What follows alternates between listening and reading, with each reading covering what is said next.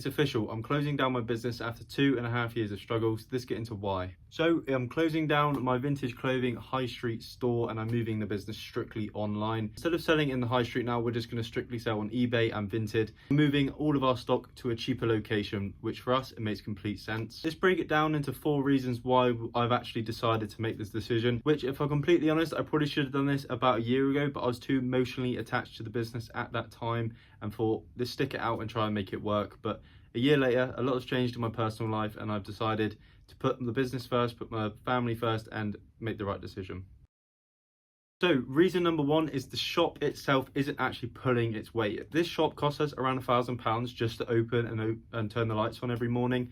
And yeah, it's not even bringing in half of that. We do about £500 worth of sales in a month. That's sales, that's not profit, that's just pure sales, which as you can do the maths, that's a damn way away from £1,000, which need to be profit to make this place viable. So doing the maths, this place only pays for about a quarter of what it actually costs and the rest comes from online. So a good week for us looks at about £150 a week from the shop in total sales. And on eBay daily, we're averaging well over £150. So just do the maths, the eBay scale is so much higher than the shop, and we're going to grow the eBay even bigger than what it's at the moment. One thing that's really going to help us scale the eBay further is actually getting back that £1,000 and spending every month through bills and rent for this place, and actually just funneling it into the eBay business with new stock and new resources and whatever it may be, whatever I may need for the business, it can be funneled out of that £1,000 extra we now have. Well, you might be asking yourself, well, surely your business has got to live somewhere. Well, actually, I'm really fortunate and I'm going to be moving somewhere that's not even going to cost us £200 a month. So yeah, we're going to be winning on that front. And our outgoings are going to be going from £1,000 to £200 a month, which is going to be absolute game changing for our business. And even if I didn't want to funnel all that money back into the business, I can just take that off, that extra £800 off and just put it in my back pocket. So yeah, even if we don't want to grow any further and I just want to cream that 800 quid off the top, I've already given myself a pay rise. And that brings us on to reason number 2, which is actually the customers that come into the shop.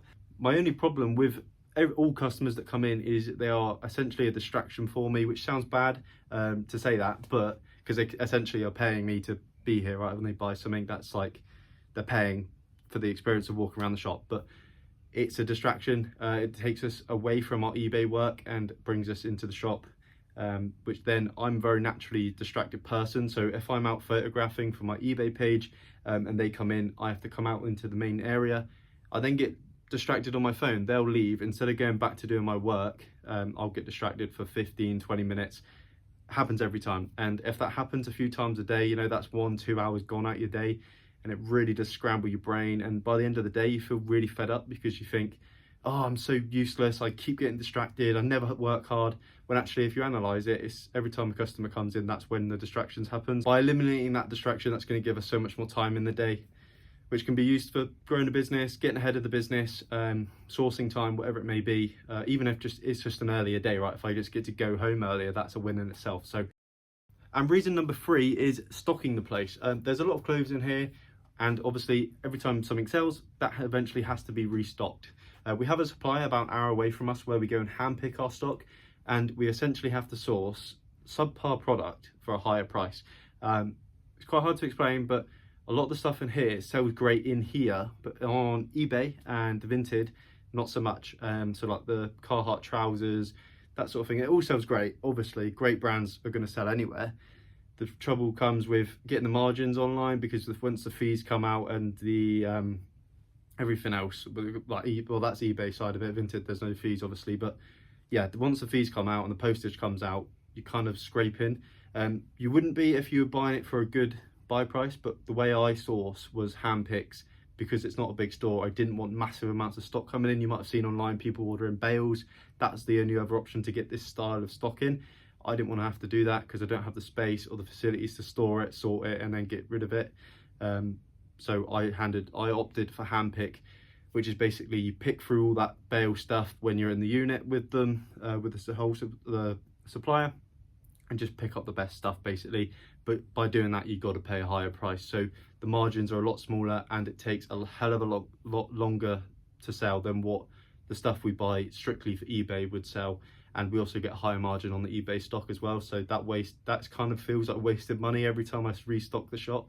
unless it sells in the shop, it feels like wasted money. Also, this is like reason 3.5.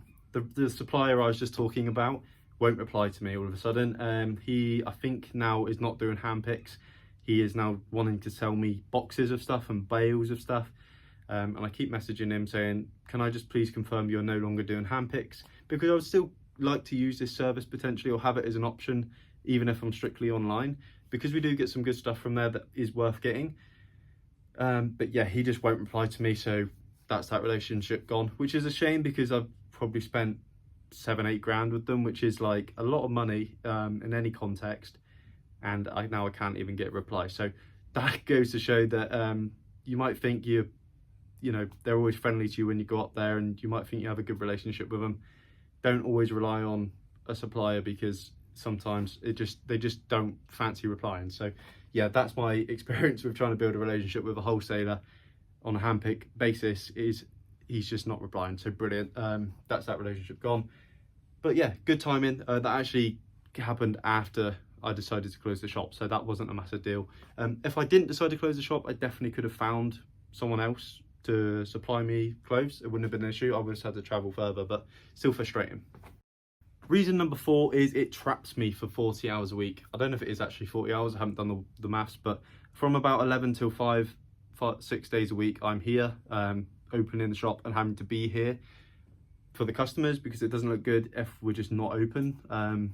So yeah, it traps me here, which is really frustrating, because I want to be out, you know, growing my main business, which is the eBay business. Luckily, I have an app called Vinted, which is great for sourcing. I'm sure you know, if you're a reseller in the UK, you definitely know about Vinted, which basically is, you can source all your stock on there, which is what I do.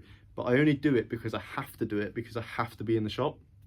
Ironically, it's probably the best sourcing method I have available to me anyway, but I would like the option to go charity shop hunting and go to extra car boot sales other than on a Sunday, but I can't do that because I feel obligated to be in the shop.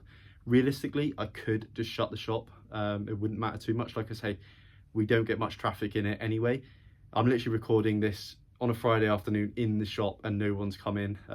So yeah, I'm just happy to just record in here, because I know the likelihood is in this half an hour period of me recording, nobody's going to come in. So I could shut the shop to source, but I feel obligated to be here in case a regular comes and they're like, oh, why is he not open?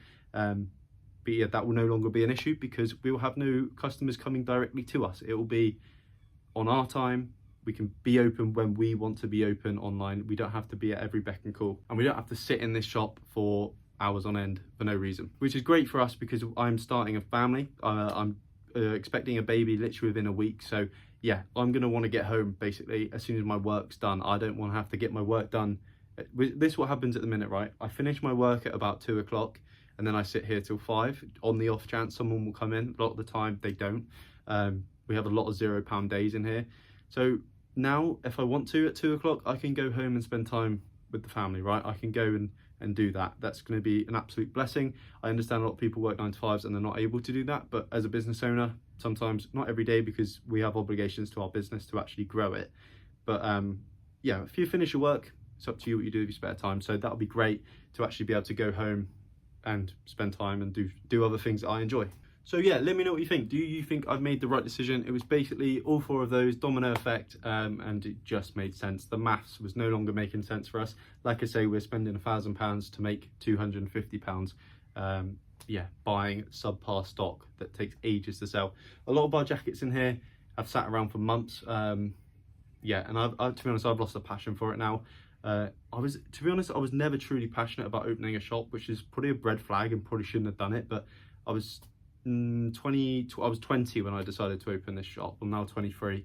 Knowing what I know now, I would have never bothered. I would have just stuck to what I was doing, which is online. But you know, you live and you learn. It's been a great experience. We've learned a lot. I've you know, done pretty good out of it. We've had some good days. We do okay out of it. It's been a good learning experience. That's all I can really say about it, to be honest. But it's yeah, time to take it behind the barn and shoot it, to be honest. Is that the right saying? Something like that. But yeah, great, enjoyed it. It's good, something to look back on in a few years and go, I'm glad I gave that a go, but it wasn't for us. then the next chapter is really exciting me, because now I can kick on with the thing that's actually earning the money. So happy days. Let me know down below, what do you think? Do you think it was worth it? Do you think I made a mistake? Do you think I should have stuck it out for longer? Yeah, let me know. But I appreciate you making this far in the video. Like the video. See you on the next one. Bye bye.